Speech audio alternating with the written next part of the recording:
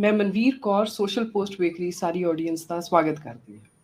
ਭਾਰਤ ਦੇ ਵਿੱਚ ਦਸੰਬਰ ਮਹੀਨੇ ਦੇ ਵਿੱਚ ਇਹ ਅਨਾਉਂਸਮੈਂਟ ਹੁੰਦੀ ਹੈ ਕਿ G20 ਦੀ ਪ੍ਰਧਾਨਗੀ ਪ੍ਰੈਜ਼ੀਡੈਂਸੀ ਸਾਡੇ ਕੋਲ ਮਤਲਬ ਭਾਰਤ ਦੇ ਕੋਲ ਆਈ ਹੈ। ਤਾਂ ਉਦੋਂ ਤੋਂ ਹੀ ਅੱਜ 4 ਮਹੀਨੇ ਹੋ ਚੁੱਕੇ ਨੇ ਲਗਾਤਾਰ G20 ਚਰਚਾ ਦੇ ਵਿੱਚ ਹੈ। ਇੱਥੋਂ ਤੱਕ ਵੀ ਕਈ ਇੰਟੈਲੈਕਚੁਅਲਸ ਨੇ ਕਿਹਾ ਕਿ ਪ੍ਰਧਾਨ ਮੰਤਰੀ ਮੋਦੀ ਇੱਕ ਤਰ੍ਹਾਂ ਦੇ ਨਾਲ G20 ਦਾ ਹੀ ਲੋਕਾਂ ਨੂੰ ਦਿਖਾ ਕੇ ਇਲੈਕਸ਼ਨ ਜਿੱਤਣਾ ਚਾਹੁੰਦੇ ਨੇ, ਇੱਕ ਬਹੁਤ ਵੱਡਾ ਮੁੱਦਾ ਬਣਾ ਰਹੇ ਨੇ। ਪਰ G20 ਹੈ ਕੀ ਹੈ, ਇਹਦੇ ਪਿਛਲੇ ਕਾਰਨ ਕੀ ਨੇ, ਇਹਦੀਆਂ ਮਨਸ਼ਾਵਾਂ ਕੀ ਨੇ, ਇਹ ਮੀਟਿੰਗਸ ਕਿਉਂ ਹੋ ਰਹੀਆਂ ਨੇ, ਕਿ ਵਾਕਈ ਇਹਦੇ ਵਿੱਚੋਂ ਭਾਰਤ ਨੂੰ ਬਹੁਤ ਕੁਝ ਪੋਲੀਟੀਕਲ ਨਿਕਲ ਸਕਦਾ ਹੈ, ਬਹੁਤ ਕੁਝ ਆਰਥਿਕ ਜਿਹੜੀ ਸਪੋਰਟ ਆ ਉਹ ਮਿਲ ਸਕਦੀ ਹੈ। ਇਹੀ ਸਾਰੇ ਸਵਾਲਾਂ ਨੂੰ ਲੈ ਕੇ ਅੱਜ ਦਾ ਪ੍ਰੋਗਰਾਮ ਤੁਹਾਡੇ ਲਈ ਡਿਜ਼ਾਈਨ ਕੀਤਾ ਹੈ, ਜਿਹਦੇ ਵਿੱਚ ਮਹਿਮਾਨ ਨੇ ਸਾਡੇ ਨਾਲ ਡਾਕਟਰ ਸੁੱਚਾ ਸਿੰਘ ਗਿੱਲ, ਇੱਕ ਜਾਣੇ ਹੋਏ ਮੰਨੇ ਪ੍ਰਮੰਨੇ ਸਾਡੇ ਇੰਡੀਅਨ ਇਕੋਨੋਮਿਸਟ ਨੇ। ਕਈ ਕਿਤਾਬਾਂ ਉਹਨਾਂ ਦੀਆਂ ਮਦਦ ਕਰਦੀਆਂ ਨੇ ਚੀਜ਼ਾਂ ਨੂੰ ਸਮਝਣ ਦੇ ਵਿੱਚ। ਮੈਂ ਸ਼ਾਮਿਲ ਕਰਦੇ ਹੋਏ ਗਿੱਲ ਸਾਹਿਬ ਤੁਹਾਡਾ ਸਵਾਗਤ ਕਰਦੀ ਹਾਂ ਜੀ। ਬਹੁਤ ਬਹੁਤ ਸ਼ੁਕਰੀਆ ਮਨਵੀਰ। ਸਾਰੇ ਸਰੋਤਿਆਂ ਨੂੰ ਮੇਰੀ ਪਿਆਰ ਭਰੀ ਸਤਿ ਸ੍ਰੀ ਅਕਾਲ, ਨਮਸਕਾਰ। ਸਰ, ਮੈਂ ਵੈਸੇ ਪ੍ਰਮੁੱਖ ਸਵਾਲ ਜਿਹੜਾ ਅੱਜ ਦਾ ਹੈਗਾ ਉਹ ਤਾਂ ਮੈਂ ਇਹੀ ਜਾਨਣਾ ਚਾਹੂੰਗੀ ਤੁਹਾਡੇ ਕੋਲ ਕਿ ਇਹਨੂੰ ਐਡਾ ਵੱਡਾ ਹਊਆ ਕਿਉਂ ਬਣਾਇਆ ਜਾ ਰਿਹਾ। ਪਰ ਉਸ ਸਵਾਲ ਤੋਂ ਪਹਿਲਾਂ ਜਿਹੜਾ ਇੱਕ ਬੇਸਿਕ ਸਵਾਲ ਆਉਣਾ ਚਾਹੀਦਾ ਉਹ ਹੈ ਕਿ G20 ਦੀ ਇੰਪੋਰਟੈਂਸ ਕੀ ਹੈਗੀ ਆ, ਇਹਦੇ ਚ ਐਡਾ ਕੀ ਖਾਸ ਹੈ ਕਿ ਜਿਹੜੀਆਂ ਲਗਾਤਾਰ ਮੀਟਿੰਗਾਂ ਚੱਲ ਰਹੀਆਂ ਨੇ, ਕੀ ਹੈ ਜੀ? G20 ਜਿਹੜੀ ਸੰਸਥਾ ਹੈ ਇਹ ਵਰਲਡ ਬੈਂਕ, IMF ਤੇ G7 ਕੰਟਰੀ ਜਿਹੜੇ ਨੇ, G7 ਕੰਟਰੀ ਨੇ United States of America, Canada, Japan, ਆਪਣਾ ਬ੍ਰਿਟੇਨ, ਫਰਾਂਸ, ਜਰਮਨੀ ਤੇ ਇਟਲੀ। ਇਹਨਾਂ ਦੇਸ਼ਾਂ ਵੱਲੋਂ ਇਹ ਬਣਾਈ ਗਈ ਸੰਸਥਾ ਹੈ ਜਿਹਦਾ ਮੇਨ ਫੰਕਸ਼ਨ ਜਿਹੜਾ ਹੈ ਉਹ ਗੱਲਬਾਤ ਰਾਹੀਂ ਅੰਤਰਰਾਸ਼ਟਰੀ ਪੱਧਰ ਤੇ ਖਾਸ ਕਰਕੇ ਜਿਹੜੇ ਘੱਟ ਵਿਕਸਿਤ ਦੇਸ਼ ਨੇ ਉਹਨਾਂ ਦੇ ਵਿੱਚ ਜਿਹੜੀਆਂ ਅੰਤਰਰਾਸ਼ਟਰੀ ਸੰਸਥਾਵਾਂ ਨੇ, 3 ਸੰਸਥਾਵਾਂ ਨੇ, ਅੰਤਰਰਾਸ਼ਟਰੀ ਮੁਦਰਾ ਫੰਡ, ਵਿਸ਼ਵ ਬੈਂਕ ਤੇ ਵਿਸ਼ਵ ਵਪਾਰ ਸੰਸਥਾ, ਇਹਨਾਂ ਵੱਲੋਂ ਨਏ ਲਏ ਨਿਰਣਿਆਂ, ਫੈਸਲਿਆਂ ਔਰ ਪਾਲਿਸੀ ਨੂੰ ਉਹਨਾਂ ਦੇਸ਼ਾਂ ਦੇ ਵਿੱਚ ਲਾਗੂ ਕਰਾਉਣ ਵਾਸਤੇ ਆਮ ਸਹਿਮਤੀ ਪੈਦਾ ਕਰਨਾ। ਸੋ ਇਹ ਸੰਸਥਾ ਜਿਹੜੀ ਹੈ ਇਹਦਾ ਫੰਕਸ਼ਨ ਤਾਂ ਮੇਨਲੀ ਇਹੀ ਹੈ। ਇਹ ਸੰਸਥਾ ਜਿਹੜੀ ਹੈ ਟਾਕਿੰਗ ਸ਼ਾਪ ਹੈ ਔਰ ਇਹ ਕੋਈ ਫੈਸਲੇ ਨਹੀਂ ਲੈ ਸਕਦੀ ਆਪਸ ਵਿੱਚ, ਕੋਈ ਫੈਸਲੇ ਲੈ ਕੇ ਉਹਨਾਂ ਨੂੰ ਇੰਪਲੀਮੈਂਟ ਕਰਨ ਵੱਲ ਨਹੀਂ ਜਾ ਸਕਦੀ।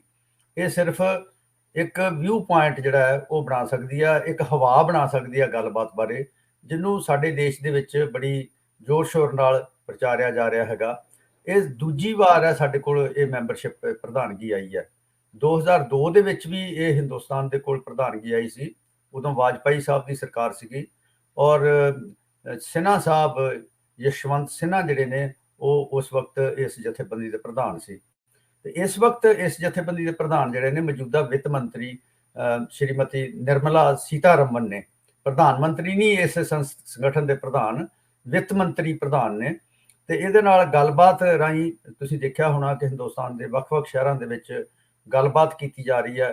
ਖਾਸ ਕਰਕੇ ਇਹਦੇ ਥਰੂ ਜਿਹੜੀਆਂ ਗਵਰਨਮੈਂਟ ਆਫ ਇੰਡੀਆ ਪਾਲਿਸੀਜ਼ ਲਾਗੂ ਕਰ ਰਹੀ ਹੈ ਹਿੰਦੁਸਤਾਨ ਦੇ ਵਿੱਚ, ਜਿਵੇਂ ਨਵੀਂ ਵਿਦਿਆ ਨੀਤੀ ਹੈ ਜਾਂ ਲੇਬਰ ਕੋਡ ਨੇ, ਇਹਨਾਂ ਬਾਰੇ ਗੱਲਬਾਤ ਹੈ।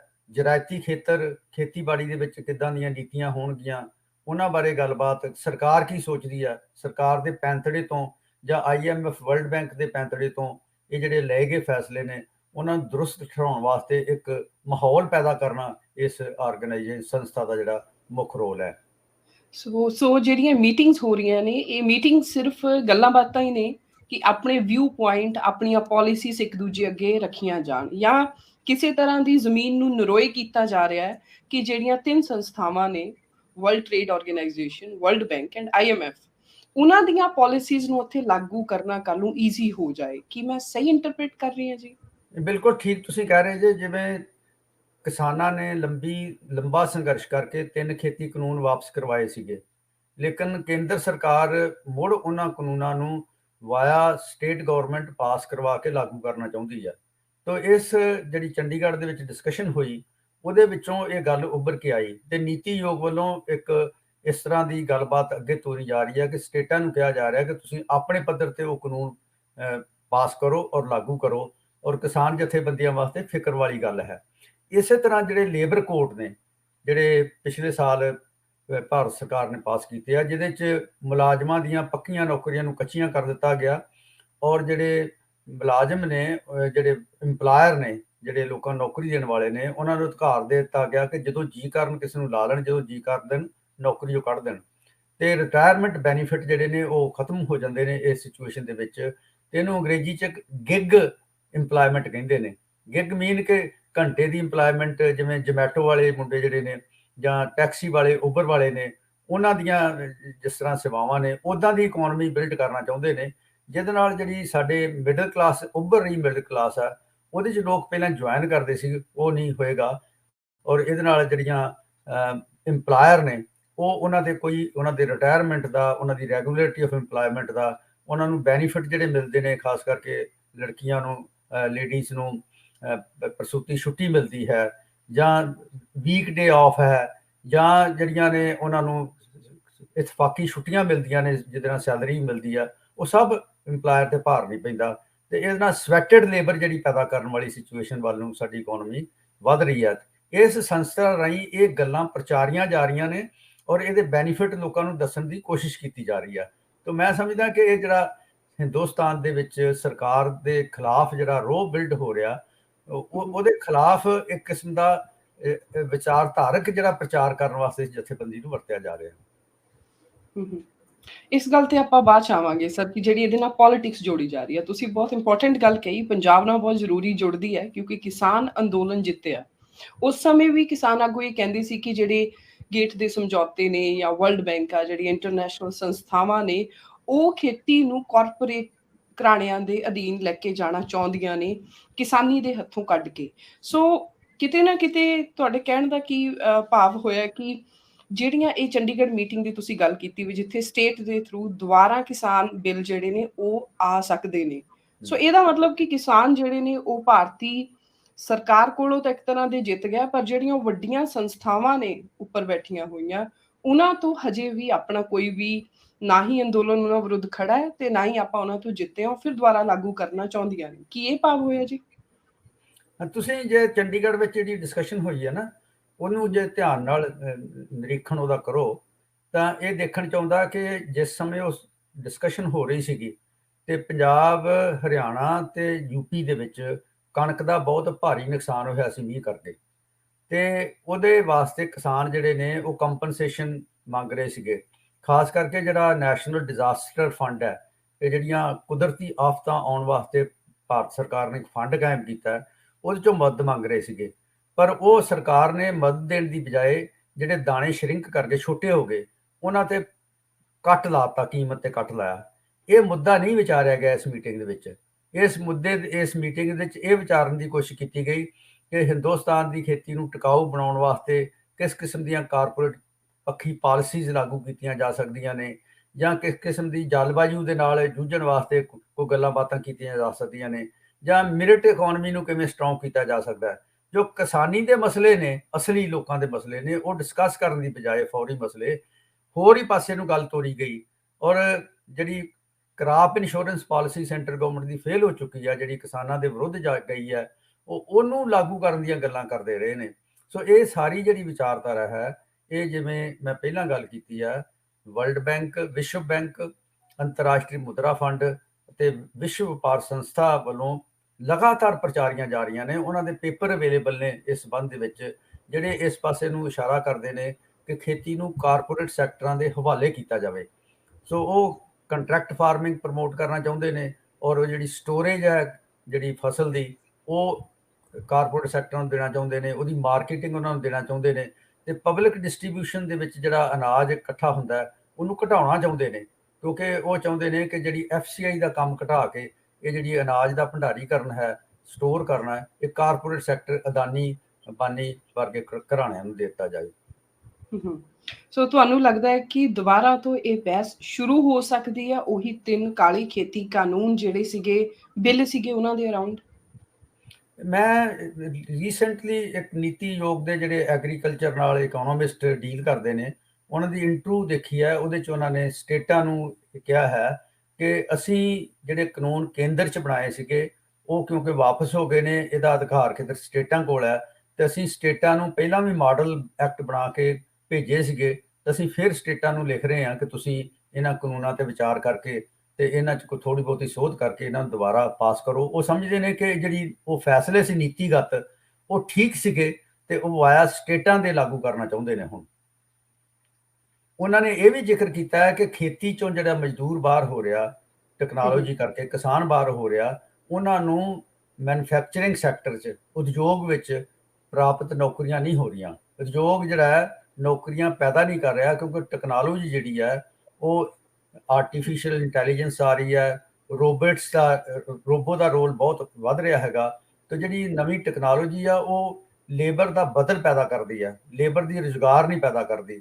ਤੇ ਜਿਹੜੀ ਇਕਨੋਮੀ ਹੈ ਉਹ ਜੌਬਲੈਸ, ਜਿਹਦੇ 'ਚ ਰੁਜ਼ਗਾਰ ਨਹੀਂ ਪੈਦਾ ਹੁੰਦਾ, ਆਮਦਨ ਵੱਧਦੀ ਹੈ ਪਰ ਰੁਜ਼ਗਾਰ ਨਹੀਂ ਪੈਦਾ ਹੁੰਦਾ, ਤੇ ਉਹ ਫੇਵਰ ਕਿਹਨੂੰ ਕਰਦੀ ਆ? ਕਾਰਪੋਰੇਟ ਸੈਕਟਰ ਨੂੰ। ਤੇ ਉਹਦਾ ਜਿਹੜਾ ਪ੍ਰਭਾਵ ਹੈ ਉਹਨੂੰ ਠੱਲ ਪਾਉਣ ਵਾਸਤੇ ਖੇਤੀ ਦੇ ਵਿੱਚ ਹੀ ਸਾਨੂੰ ਕੁਛ ਨਾ ਕੁਛ ਕਰਨਾ ਪੈਣਾ, ਤੇ ਇਹਦੇ ਵਾਸਤੇ ਸਰਕਾਰ ਜਿਹੜੀ ਆ ਕਾਰਪੋਰੇਟ ਸੈਕਟਰ ਨੂੰ ਦੁਬਾਰਾ ਇਹਦੇ 'ਚ ਲਿਆਉਣਾ ਚਾਹੁੰਦੀ ਆ।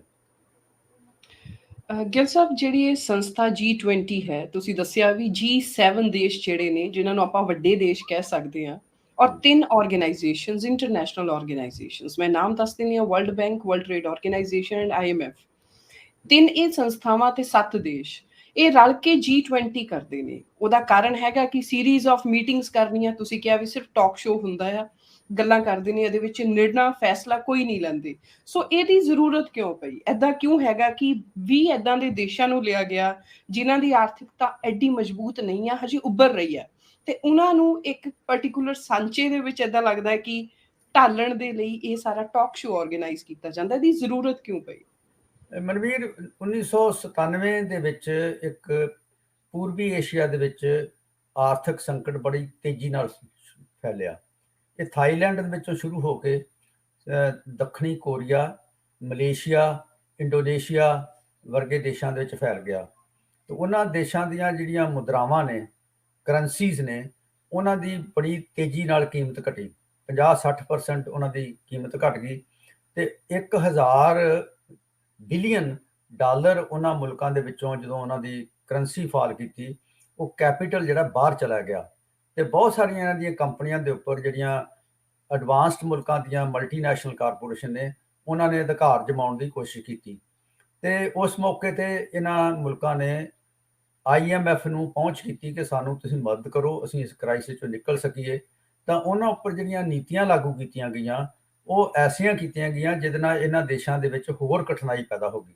ਮਸਲਨ ਇਹਨਾਂ ਨੇ ਕਿਹਾ ਕਿ ਜਿਹੜਾ ਸਰਕਾਰ ਖਰਚ ਕਰਦੀ ਹੈ ਲੋਕਾਂ ਦੀ ਲੋਕ ਭਲਾਈ ਵਾਸਤੇ, ਲੋਕਾਂ ਨੂੰ ਪੈਨਸ਼ਨ ਦਿੰਦੀ ਹੈ, ਤਨਖਾਹਾਂ ਦਿੰਦੀ ਹੈ, ਉਹ 'ਚ ਕਟੌਤੀ ਕੀਤੀ ਜਾਵੇ।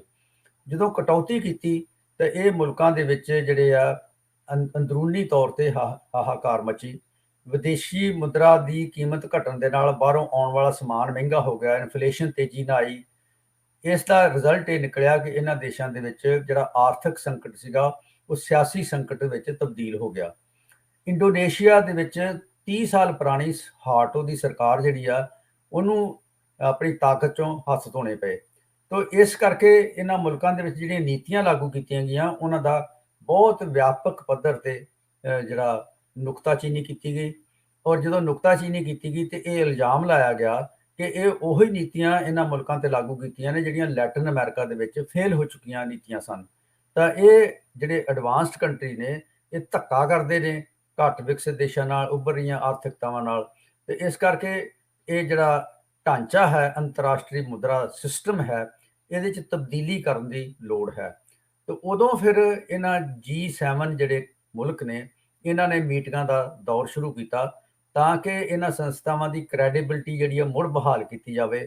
ਤੇ 2 ਸਾਲਾਂ ਦੇ ਵਿਚਾਰ ਤੋਂ ਬਾਅਦ ਉਹਨਾਂ ਨੇ ਸਤੰਬਰ 25, 1999 ਵਿੱਚ ਇਹ ਫੈਸਲਾ ਕਰਤਾ ਕਿ G20 ਜਿਹੜੀ ਸੰਸਥਾ ਹੈ ਪੈਦਾ ਕੀਤੀ ਜਾਵੇ।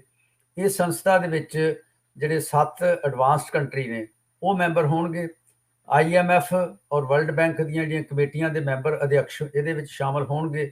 ਤੇ ਨਾਲ 12 ਮੁਲਕ ਜਿਹੜੇ ਹੋਰ ਨੇ, ਇੱਕ 12 ਮੁਲਕ ਜਿਹੜੇ ਨੇ ਜਿਹਦੇ 'ਚ ਭਾਰਤ ਹੈ, ਚੀਨ ਹੈ, ਦੱਖਣੀ ਕੋਰੀਆ ਹੈਗਾ, ਇੰਡੋਨੇਸ਼ੀਆ ਹੈ, ਮਲੇਸ਼ੀਆ ਹੈ, ਔਰ ਲੈਟਿਨ ਅਮਰੀਕਾ ਦੇ ਵਿੱਚੋਂ ਅਰਜਨਟਾਈਨਾ ਹੈ, ਬ੍ਰਾਜ਼ੀਲ ਹੈ, ਦੱਖਣੀ ਅਫਰੀਕਾ ਹੈ, ਸਾਊਦੀ ਅਰੇਬੀਆ ਹੈ, ਸੀਰੀਆ ਹੈ। ਸੌਰੀ ਸੀਰੀਆ ਨਹੀਂ, ਆਪਣਾ ਟਰਕੀ ਹੈ, ਇਹ ਮੁਲਕ ਜਿਹੜੇ ਨੇ ਸ਼ਾਮਲ ਕੀਤੇ ਤੇ ਨਾਲ ਯੂਰਪੀਅਨ ਯੂਨੀਅਨ ਨੂੰ ਇੱਕ ਜਥੇਬੰਦੀ ਦੇ ਤੌਰ ਤੇ ਸ਼ਾਮਲ ਕਰਕੇ ਇਹਨਾਂ ਦੀ ਗਿਣਤੀ ਜਿਹੜੀ ਆ 20 ਕਰ ਦਿੱਤੀ ਗਈ। ਪਰ ਉਹਦੇ ਜਦੋਂ ਅਨਾਉਂਸ ਕੀਤਾ ਉਹਨਾਂ ਨੇ ਕਿਹਾ ਕਿ ਜਥੇਬੰਦੀ ਦੇ ਫੰਕਸ਼ਨ ਕੀ ਹੋਣਗੇ।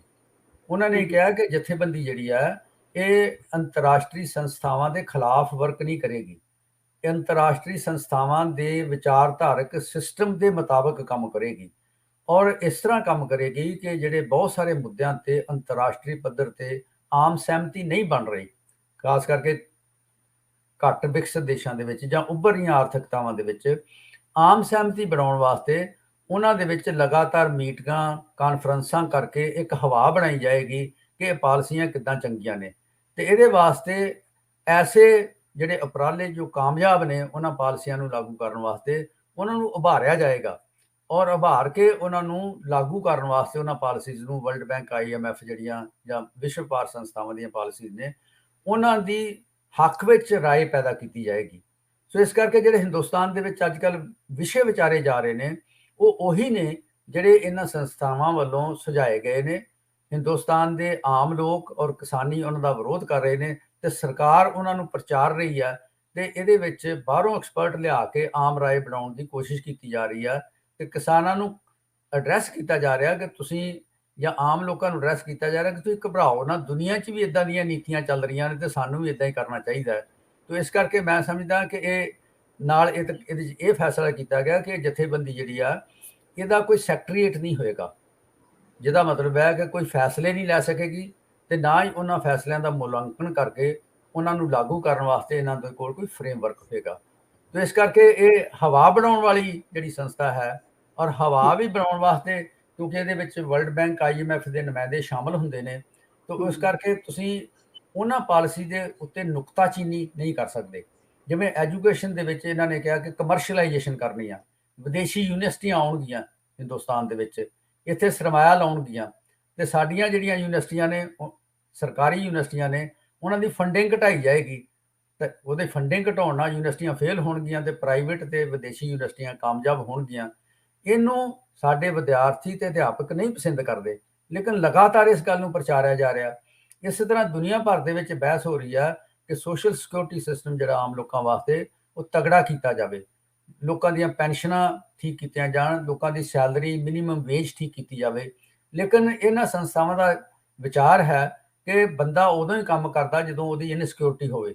ਜੇ ਉਹਨੂੰ ਨੌਕਰੀ ਚੋਂ ਨਿਕਲਣ ਦਾ ਡਰ ਹੋਏਗਾ ਤਾਂ ਲਗਾਤਾਰ ਪੂਛ ਤੜਾ ਕੇ ਕੰਮ ਕਰੇਗਾ, ਜੇ ਉਹਦੀ ਨੌਕਰੀ ਪੱਕੀ ਕਰ ਦਿਓ ਤਾਂ ਫਿਰ ਸੁਸਤ ਹੋ ਜਾਂਦਾ।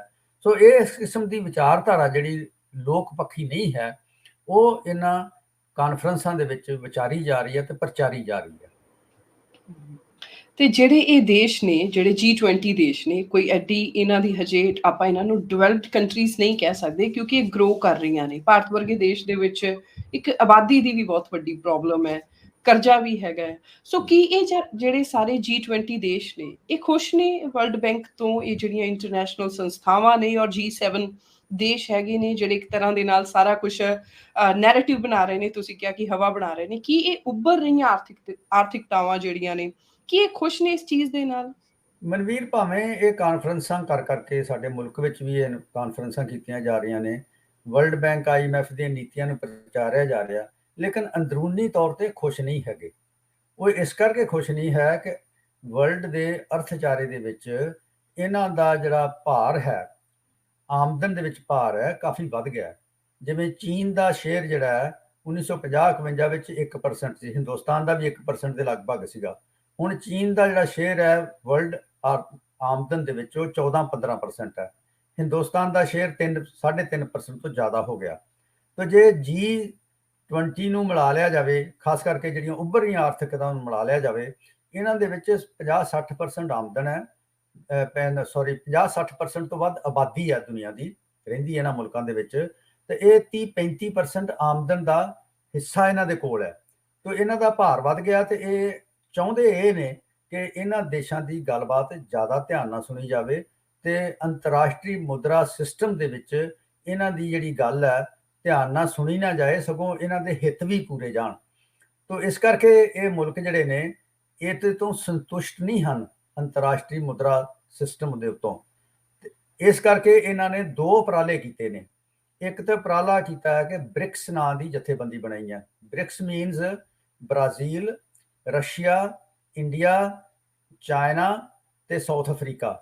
ਤੇ ਉਹਦੇ ਚ ਸ਼ੰਘਾਈ ਦੇ ਵਿੱਚ ਇਹਦਾ ਹੈੱਡਕੁਆਟਰ ਬਣਾਇਆ ਹੈਗਾ ਤੇ ਇੱਕ ਬ੍ਰਿਕਸ ਬੈਂਕ ਵੀ ਬਣਾਇਆ ਗਿਆ, ਜਿੱਥੇ ਹਿੰਦੁਸਤਾਨ ਨੇ $1 ਬਿਲੀਅਨ ਦੀ ਪੂੰਜੀ ਲਗਾਈ ਆ, ਚਾਈਨਾ ਨੇ ਇਸ ਤੋਂ ਵੱਧ ਪੂੰਜੀ ਲਗਾਈ ਆ ਇਹਨਾਂ ਮੁਲਕਾਂ ਦੀ ਆਰਥਿਕ ਤੌਰ ਤੇ ਮਦਦ ਕਰਨ ਵਾਸਤੇ, ਜਿਹੜਾ ਸਮਝਿਆ ਜਾਂਦਾ ਕਿ ਵਿਸ਼ਵ ਬੈਂਕ ਦੇ ਪੈਰਲਲ ਸੰਸਥਾ ਬਣਾਈ ਆ। ਦੂਸਰੀ ਇਹਨਾਂ ਨੇ ਕੋਸ਼ਿਸ਼ ਕੀਤੀ ਹੈ ਕਿ SCO ਸ਼ੰਘਾਈ ਕੋਆਪਰੇਸ਼ਨ ਆਰਗੇਨਾਈਜੇਸ਼ਨ ਬਣਾਈ ਆ, ਜਿਹਦਾ ਦਾਇਰਾ ਲਗਾਤਾਰ ਵੱਧਦਾ ਜਾ ਰਿਹਾ ਹੈਗਾ। ਪਹਿਲਾਂ ਤੇ ਇਹਦੇ ਵਿੱਚ ਜਿਹੜੇ ਚਾਈਨਾ ਦੇ ਨਾਲ ਸੈਂਟਰਲ ਏਸ਼ੀਅਨ ਰਿਪਬਲਿਕਸ ਆਏ ਤੇ ਇੰਡੀਆ ਆਇਆ। ਹੁਣ ਇਹਦੇ ਵਿੱਚ ਸਾਊਥ ਅਰਬੀ ਵੀ ਆ ਗਿਆ ਹੈਗਾ, ਈਰਾਨ ਵੀ ਆ ਗਿਆ, ਸਾਊਦੀ ਅਰੇਬੀਆ, ਈਰਾਨ ਵੀ ਆ ਗਿਆ, ਟਰਕੀ ਵੀ ਆ ਗਿਆ, ਇੰਡੋਨੇਸ਼ੀਆ, ਈਸਟਰਨ ਏਸ਼ੀਆ ਦੇ ਕਾਫੀ ਕੰਟਰੀ ਇਹਦੇ ਸ਼ਾਮਲ ਨੇ, ਪਾਕਿਸਤਾਨ ਵੀ ਸ਼ਾਮਲ ਹੋ ਰਿਹਾ। ਇਹਦੀ ਹੁਣ ਮੀਟਿੰਗ ਗੋਆ 'ਚ ਹੋ ਰਹੀ ਆ ਅਗਲੇ ਮਹੀਨੇ ਦੀ 20 ਤਰੀਕ ਨੂੰ, ਜਿਸ 'ਚ ਪਾਕਿਸਤਾਨ ਦੇ ਜਿਹੜੇ ਫਾਰਨ ਮਿਨਿਸਟਰ ਨੇ ਉਹਨਾਂ ਦੀ ਆਉਣ ਦੀ ਸੰਭਾਵਨਾ ਬਣੀ ਹੋਈ ਆ, ਕਿਉਂਕਿ ਉਹ ਵੀ SCO ਦਾ ਮੈਂਬਰ ਹੈ। ਤੇ SCO ਜਿਹੜੀ ਹੈ ਉਹ ਇੱਕ ਤਰ੍ਹਾਂ ਦੇ ਨਾਲ ਇੱਕ ਨਵੀਂ ਉੱਭਰ ਰਹੀ ਸੰਸਥਾ ਹੈ, ਜਿਹੜੀ ਚੀਨ ਦੀ ਲੀਡਰਸ਼ਿਪ ਦੇ ਵਿੱਚ ਉੱਭਰ ਰਹੀਆਂ ਆਰਥਿਕਤਾਵਾਂ ਜਿਹੜੀਆਂ ਨੇ ਉਹਨਾਂ ਨੂੰ ਜੋੜਨ ਦੀ ਕੋਸ਼ਿਸ਼ ਕੀਤੀ ਜਾ ਰਹੀ ਹੈ। ਇਹਦੇ ਨਾਲ ਹੀ ਤੁਸੀਂ ਸੁਣਿਆ ਹੋਣਾ ਕਿ 18 ਮੁਲਕ ਐਸੇ ਨੇ ਜਿਨ੍ਹਾਂ ਨੇ ਫੈਸਲਾ ਕੀਤਾ ਯੂਕਰੇਨ ਤੇ ਰਸ਼ੀਆ ਵਾਰ ਤੋਂ ਬਾਅਦ ਕਿ ਉਹ ਡਾਲਰ ਵਿੱਚ ਵਪਾਰ ਨਹੀਂ ਕਰਨਗੇ, ਉਹ ਲੋਕਲ ਕਰੰਸੀ ਵਿੱਚ ਵਪਾਰ ਕਰਨਗੇ। ਰੂਸ ਤੋਂ ਜਿਹੜਾ ਇੰਡੀਆ ਤੇਲ ਖਰੀਦ ਰਿਹਾ ਉਹ ਰੁਪਿਆਂ ਦੇ ਵਿੱਚ ਖਰੀਦ ਰਿਹਾ, ਚਾਈਨਾ ਜਿਹੜਾ ਤੇਲ ਖਰੀਦ ਰਿਹਾ ਉਹ ਚਾਈਨੀ ਕਰੰਸੀ ਵਿੱਚ ਖਰੀਦ ਰਿਹਾ, ਤੇ ਵਪਾਰ ਜਿਹੜਾ ਹੈ ਡਾਲਰ ਨੂੰ ਛੱਡ ਕੇ ਹੋਰਨਾਂ ਕਰੰਸੀ ਵਿੱਚ ਕਰਨ ਦੀ ਕੋਸ਼ਿਸ਼ ਕੀਤੀ ਜਾ ਰਹੀ ਹੈ। ਤਾਂ ਇਹ ਸਾਰੀਆਂ ਗੱਲਾਂ ਜਿਹੜੀਆਂ ਨੇ ਉਹ ਇਸ ਗੱਲ ਨੂੰ ਦਰਸਾਉਂਦੀਆਂ ਨੇ ਕਿ ਇਹ ਜਿਹੜੇ ਮੁਲਕ ਨੇ ਇਹ ਅੰਤਰਰਾਸ਼ਟਰੀ ਮੁਦਰਾ ਸਿਸਟਮ ਜਿਹਨੂੰ G7 ਡੋਮੀਨੇਟ ਕਰਦਾ ਉਹਦੇ ਤੋਂ ਖੁਸ਼ ਨਹੀਂ ਹੈਗੇ, ਉਹ 'ਚ ਰਿਫਾਰਮ ਚਾਹੁੰਦੇ ਨੇ। ਤੇ ਉਹ ਰਿਫਾਰਮ ਜਿਹੜੇ ਨੇ G7 ਕੰਟਰੀ ਹੋਣ ਨਹੀਂ ਦੇ ਰਹੇ, ਤੇ ਉਹ ਸਿਰਫ ਗੱਲਾਂ ਬਾਤਾਂ ਰਾਹੀਂ ਇਹਨਾਂ ਨੂੰ ਉਲਝਾਉਣਾ ਚਾਹੁੰਦੇ ਨੇ। ਤੇ ਇਸ ਕਰਕੇ ਡਿਊਲ ਕਿਸਮ ਦੀ ਜਿਹੜੀ ਐਕਸਪ੍ਰੈਸ਼ਨ ਹੈ ਇਹਨਾਂ ਮੁਲਕਾਂ ਦੇ ਵਿੱਚ ਹੋ ਰਿਹਾ। ਇੱਕ ਪਾਸੇ ਤਾਂ ਉਹ ਕਾਨਫਰੰਸਾਂ ਕਰ ਰਹੇ ਨੇ ਤੇ ਪ੍ਰਚਾਰ ਰਹੇ ਨੇ ਕਿ ਸਾਨੂੰ ਬੜੀ ਪਤਾ ਨਹੀਂ ਬਹੁਤ ਕੁਝ ਪ੍ਰਾਪਤੀ ਹੋ ਰਹੀ ਆ, ਦੂਸਰੇ ਪਾਸੇ ਉਹ ਕੋਸ਼ਿਸ਼ ਕਰ ਰਹੇ ਨੇ ਕਿ ਇਹਦੇ ਪੈਰਲਲ ਅੰਤਰਰਾਸ਼ਟਰੀ ਮੁਦਰਾ ਸਿਸਟਮ ਦੇ ਪੈਰਲਲ ਇੱਕ ਨਵਾਂ ਸਿਸਟਮ ਖੜਾ ਕਰਨ ਦੀ ਕੋਸ਼ਿਸ਼ ਕੀਤੀ ਜਾਵੇ। ਤੋਂ ਲਗਾਤਾਰ ਕੋਸ਼ਿਸ਼ਾਂ ਕਰ ਰਹੇ ਨੇ ਔਰ ਇਹਦੇ ਵਿੱਚ ਰੇਲਾਂ ਦਾ ਜਾਲ ਵਿਛਾਇਆ ਜਾ ਰਿਹਾ, ਸੜਕਾਂ ਦਾ ਜਾਲ ਵਿਛਾਇਆ ਜਾ ਰਿਹਾ, ਜਿਸ 'ਚ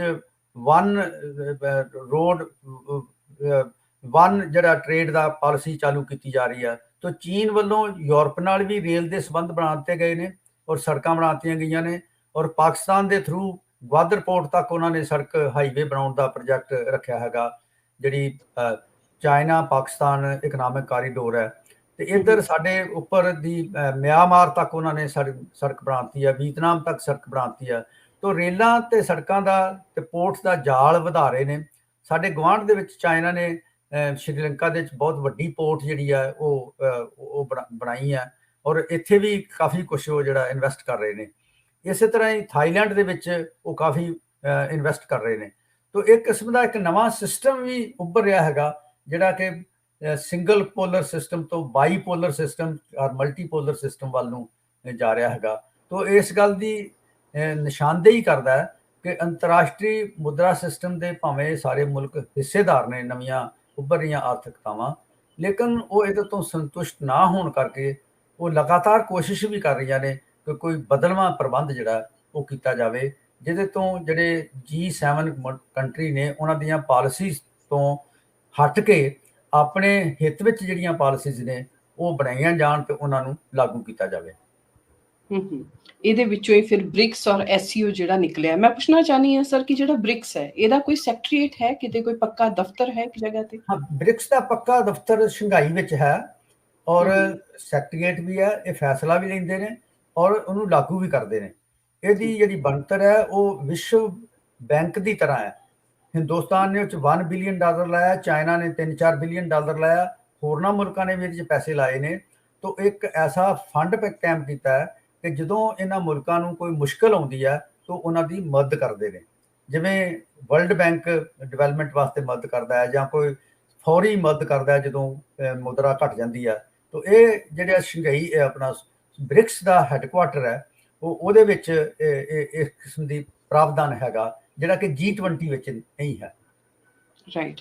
ਸੋ ਇੱਕ ਤਰ੍ਹਾਂ ਦੇ ਨਾਲ ਮਲਟੀਪੋਲਰ ਥਿੰਗਸ ਆ, ਇੱਕ ਪਾਸੇ G7 ਕੰਟਰੀਜ਼ ਆ ਜਿਹੜੀਆਂ 3 ਪ੍ਰਮੁੱਖ ਸੰਸਥਾਵਾਂ ਨੂੰ ਕੰਟਰੋਲ ਕਰਦੀਆਂ, ਔਰ ਨਾਲ ਹੀ ਬ੍ਰਿਕਸ ਔਰ SCO ਵਰਗੀਆਂ ਆਰਥਿਕ ਆਰਗੇਨਾਈਜੇਸ਼ਨਸ ਉੱਭਰ ਰਹੀਆਂ ਨੇ। ਸੋ ਸਰ, ਇੰਡੀਆ ਦੇ ਵਿੱਚ ਬਹੁਤ ਵੱਡੇ ਲੈਵਲ ਤੇ G20 ਨੂੰ ਇੱਕ ਬਿਗ ਡੀਲ ਕਰਕੇ ਦਿਖਾਇਆ ਜਾ ਰਿਹਾ ਹੈ ਕਿ ਉਹਦਾ ਜਿਹੜਾ ਪ੍ਰਚਾਰ ਕੀਤਾ ਜਾ ਰਿਹਾ ਹੈ। ਇੱਥੇ ਵੈਸੇ G20 ਦੀਆਂ ਮੀਟਿੰਗਸ ਹੋ ਰਹੀਆਂ ਨੇ ਕਈ ਸੂਬਿਆਂ ਦੇ ਵਿੱਚ, ਉਹਦੇ ਕਰਕੇ ਸੜਕਾਂ ਵੀ ਬਣੀਆਂ ਨੇ, ਫੁੱਲ ਫਲ ਵੀ ਰੱਖੇ ਗਏ ਨੇ ਬਿਊਟੀਫਿਕੇਸ਼ਨ ਆਰਟੀਫਿਸ਼ੀਅਲ ਢੰਗ ਦੇ ਨਾਲ ਕਰਨ ਲਈ, ਔਰ ਬਹੁਤ ਵੱਡੇ ਲੈਵਲ ਤੇ ਇਦਾਂ ਲੱਗ ਰਿਹਾ ਕਿ ਸਾਡੇ ਦੇਸ਼ ਦੀ ਸੱਤਾਧਾਰੀ ਪਾਰਟੀ ਇਹਨੂੰ ਇੱਕ ਪੋਲੀਟੀਕਲ ਪਰਪਸ ਬਣਾ ਕੇ ਇਹਨੂੰ ਵਰਤਣਾ ਚਾਹ ਰਹੀ ਹੈ। ਕੀ ਇਹ ਵਾਕਈ ਬਹੁਤ ਬਿਗ ਡੀਲ ਹੈ?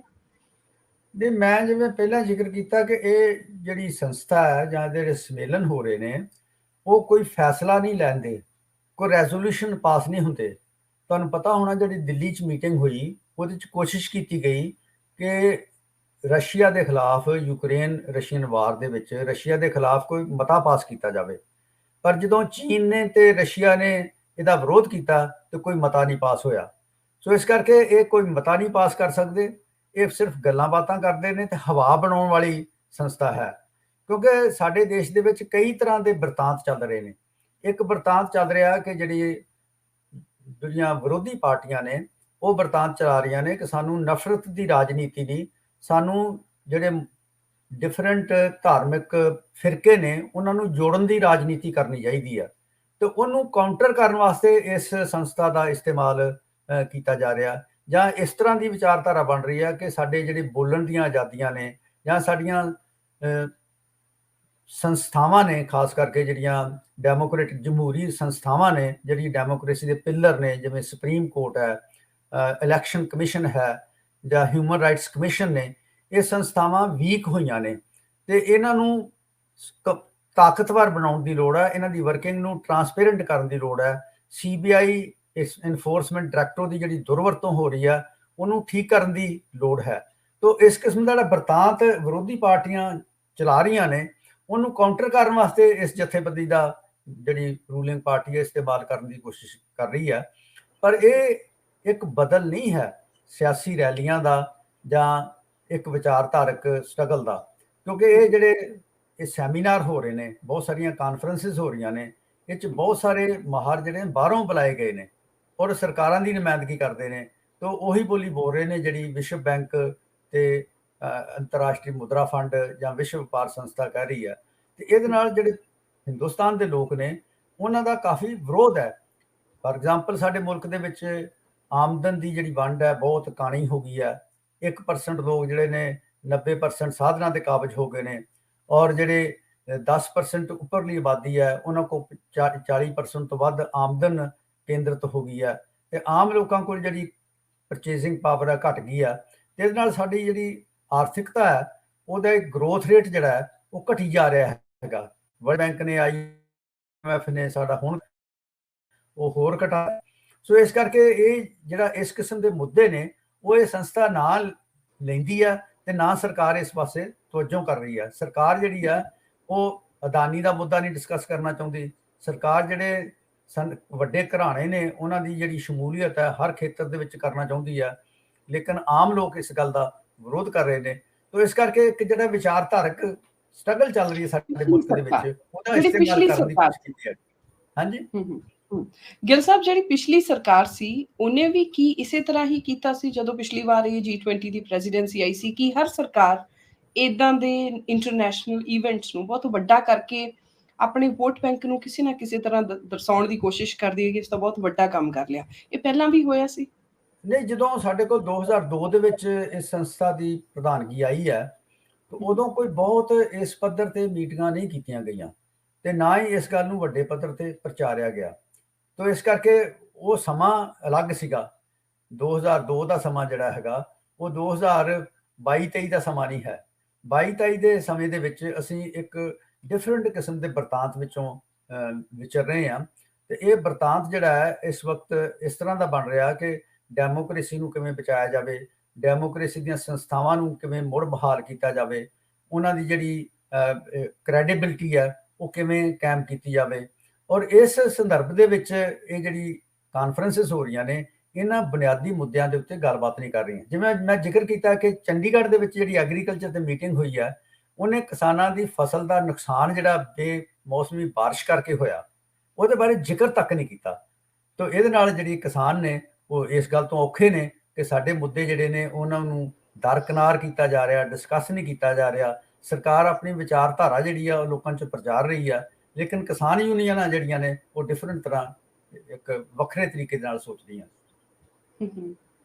ਡਾਕਟਰ ਸਾਹਿਬ, ਜਦੋਂ ਦੇਸ਼ ਤੇ ਕੋਈ ਮਾੜਾ ਟਾਈਮ ਆਉਂਦਾ ਆਰਥਿਕ ਪੱਖੋਂ, ਤਾਂ ਆਪਾਂ ਦੇਖਿਆ ਹੈ ਕਿ ਜਿਹੜੇ ਦੇਸ਼ ਨੇ G20 ਵਾਲੇ, ਚਲੋ ਆਪਾਂ ਲਾ ਲਈਏ, ਇਹ ਵਰਲਡ ਬੈਂਕ ਦੇ ਉੱਤੇ ਨਿਰਭਰ ਕਰਦੇ ਨੇ ਬਹੁਤ। ਆਪਣੇ ਇੰਡੀਆ ਦੇ ਵਿੱਚ ਵੀ ਆਪਾਂ ਇੰਡਸ ਵਾਟਰ ਟ੍ਰੀਟੀ ਦੀ ਗੱਲ ਤੁਹਾਡੇ ਨਾਲ ਪਹਿਲਾਂ ਵੀ ਹੋਈ ਆ, ਤੁਸੀਂ ਬਹੁਤ ਜਾਣਕਾਰੀ ਉਹਦੇ ਤੇ ਦਿੱਤੀ ਸੀ ਸਰ। ਉਹਦੇ ਵਿੱਚ ਵੀ ਵਰਲਡ ਬੈਂਕ ਦਾ ਯੋਗਦਾਨ ਨਜ਼ਰ ਆਉਂਦਾ ਹੈ। ਕੀ ਇਹ ਜਿਹੜੇ ਤਿੰਨੋਂ ਵੱਡੇ ਅਦਾਰੇ ਨੇ, world bank, IMF and WTO, ਕੀ ਇਹਨਾਂ ਦਾ ਭਾਰਤ ਨੂੰ ਕੋਈ ਖਾਸ ਯੋਗਦਾਨ ਹੈਗਾ, ਜੇ ਤੁਸੀਂ ਦੱਸ ਸਕੋ ਸਰ? ਦੇਖੋ, ਇੰਡਸ ਵਾਟਰ ਟ੍ਰੀਟੀ ਕਰਾਉਣ ਦੇ ਵਿੱਚ ਵਰਲਡ ਬੈਂਕ ਦਾ ਬਹੁਤ ਵੱਡਾ ਯੋਗਦਾਨ ਸੀਗਾ। ਉਹਦੀ ਮਾਧਿਅਮਤਾ ਨਾਲ ਹੀ, ਵਿਚੋਲਗੀ ਨਾਲ ਹੀ ਇਹ ਸਿਰੇ ਟ੍ਰੀਟੀ ਜਿਹੜੀ ਚੜ੍ਹ ਸਕੀ ਸੀਗੀ।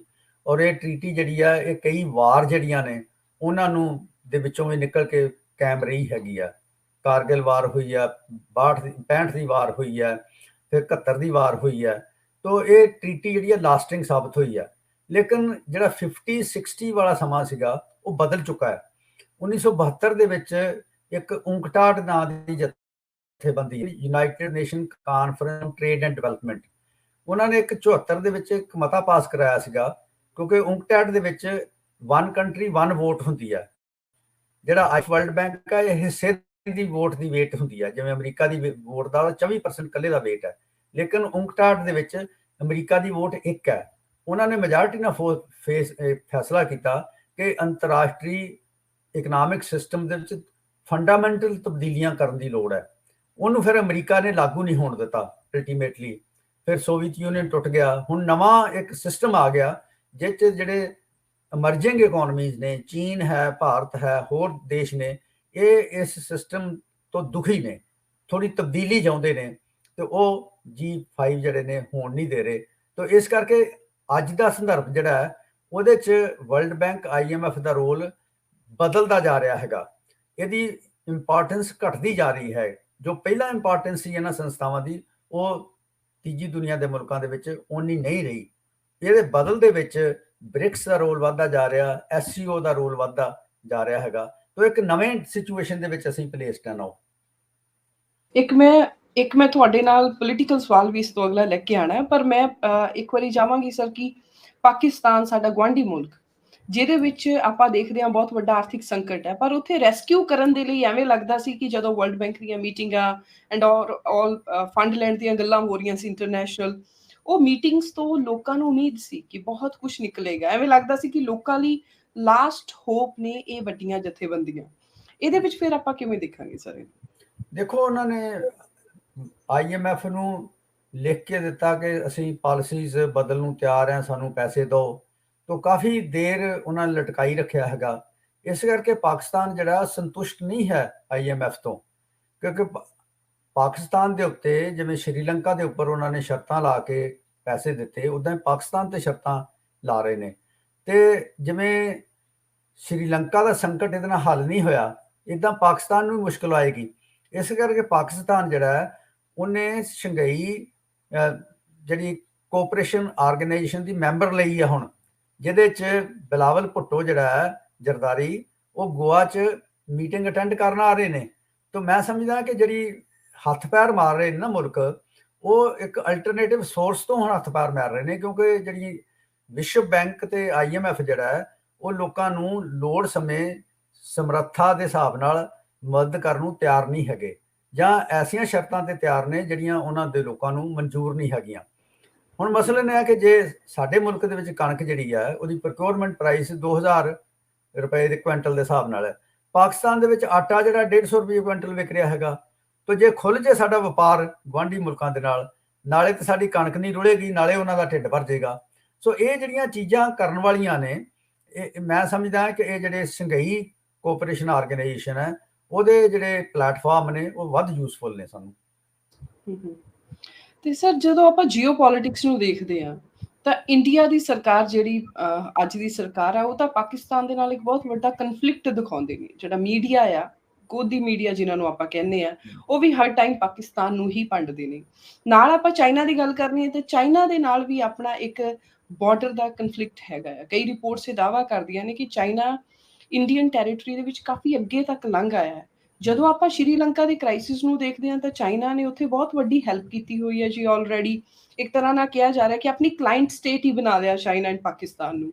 ਸੋ ਜੀਓਪੋਲਿਟੀਕਲ ਰੈਮੀਫਿਕੇਸ਼ਨਸ ਨਾਲ ਦੀ ਨਾਲ ਸਰ, ਜਦੋਂ ਡਾਲਰ ਵਧੀ, ਆਪਾਂ ਜਿੱਥੇ ਡਾਲਰ ਚੱਲ ਰਿਹਾ ਤੇ ਡਾਲਰ ਦੀ ਪ੍ਰਧਾਨਗੀ ਹੈ, ਉਹਨੂੰ ਇੱਕ ਤਰ੍ਹਾਂ ਨਾਲ ਕਾਊਂਟਰ ਕਰਕੇ ਆਰਗੇਨਾਈਜੇਸ਼ਨਸ ਬਣ ਰਹੀਆਂ ਨੇ।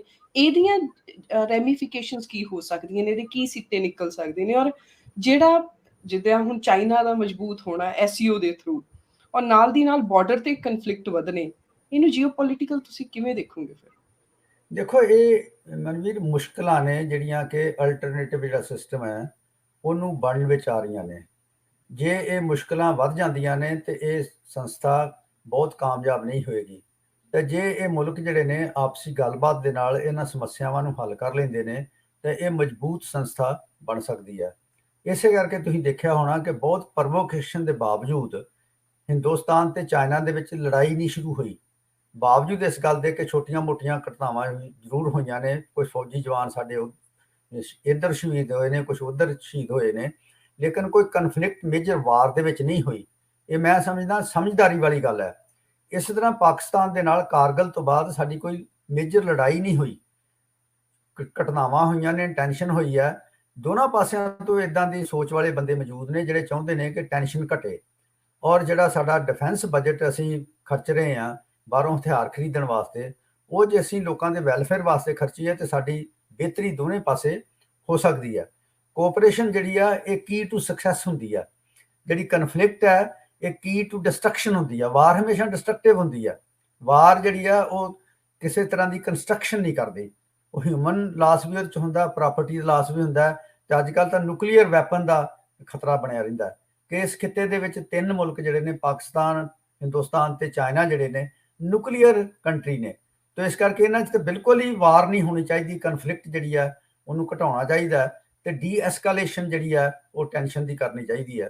ਤਾਂ ਇਸ ਸੰਦਰਭ ਦੇ ਵਿੱਚ ਮੈਂ ਸਮਝਦਾ ਜਿਹੜੀਆਂ ਕਠਿਨਾਈਆਂ ਨੇ, ਜਿਹੜੀਆਂ ਨੇ ਬਾਰਡਰ ਕਨਫਲਿਕਟਸ ਨੇ ਜਾਂ ਕਨਫਲਿਕਟ ਆਫ ਇੰਟਰਸਟ ਹੈ, ਉਹਨਾਂ ਨੂੰ ਗੱਲਬਾਤ ਰਾਹੀਂ ਘਟਾ ਕੇ ਅਸੀਂ ਜੇ ਕੋਆਪਰੇਸ਼ਨ ਵੱਲ ਵਧੀਏ ਤਾਂ ਯੂਨਾਈਟਿਡਲੀ ਅਸੀਂ ਵਰਲਡ ਸਿਸਟਮ ਦੇ ਵਿੱਚੋਂ ਇਹ ਏਰੀਆ ਜਿਹੜਾ ਹੈ ਕਾਫੀ ਗੇਨ ਕਰ ਸਕਦਾ ਹੈ।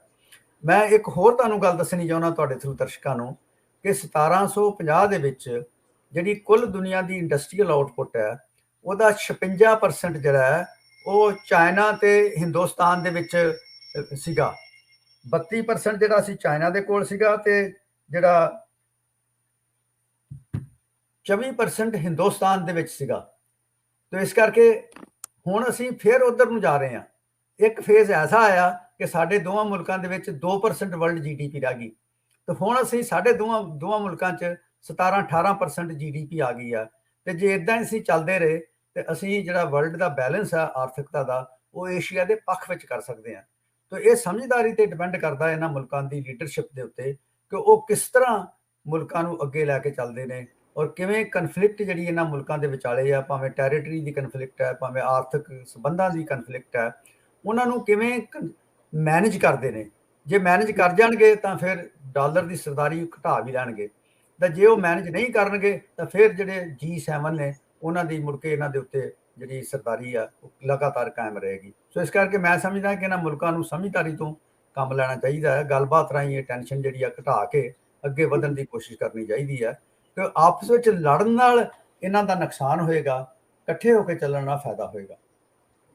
ਆਖਰੀ ਸਵਾਲ ਡਾਕਟਰ ਸਾਹਿਬ ਕਿ ਜਿਹੜੀ G20 ਦੀਆਂ ਮੀਟਿੰਗਸ ਚੱਲ ਰਹੀਆਂ ਨੇ ਔਰ ਇਹ ਜਿਹੜੀ ਪ੍ਰਧਾਨਗੀ ਹੈ ਇਹ ਕਿੰਨੀ ਦੇਰ ਤੱਕ, 1 ਸਾਲ ਦੇ ਲਈ ਆ? ਕੀ 1 ਸਾਲ ਹੀ ਇਹ ਮੀਟਿੰਗਸ ਚੱਲਦੀਆਂ ਰਹਿਣਗੀਆਂ ਔਰ ਦੁਬਾਰਾ ਇਹ ਪ੍ਰਧਾਨਗੀ ਅਗਲੇ ਦੇਸ਼ ਨੂੰ ਕਿਹੜੀ ਪ੍ਰਕਿਰਿਆ ਦੇ ਥਰੂ ਮਿਲਦੀ ਹੈ? ਰੈਂਡਮਲੀ ਦੇ ਦਿੱਤੀ ਜਾਂਦੀ ਹੈ? ਹਰ ਇੱਕ ਦੀ ਵਾਰੀ ਆਉਂਦੀ ਹੈ ਜੀ?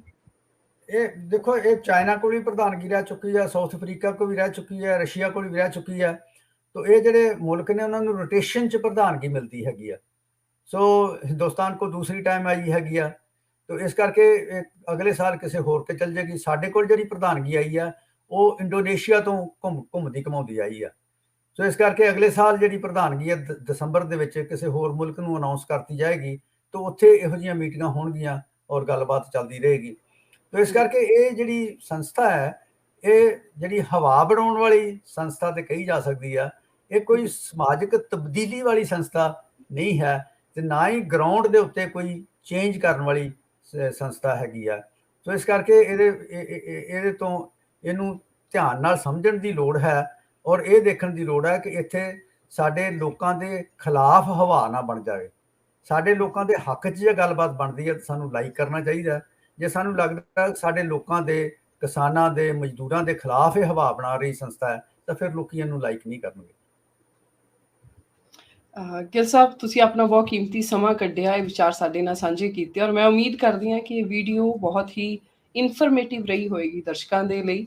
ਤੇ ਗਿੱਲ ਸਾਹਿਬ, ਤੁਹਾਡਾ ਬਹੁਤ ਸ਼ੁਕਰੀਆ ਜੀ, ਤੁਸੀਂ ਅੱਜ ਸਾਡੇ ਨਾਲ ਜੁੜੇ। ਧੰਨਵਾਦ ਮਨਵੀਰ।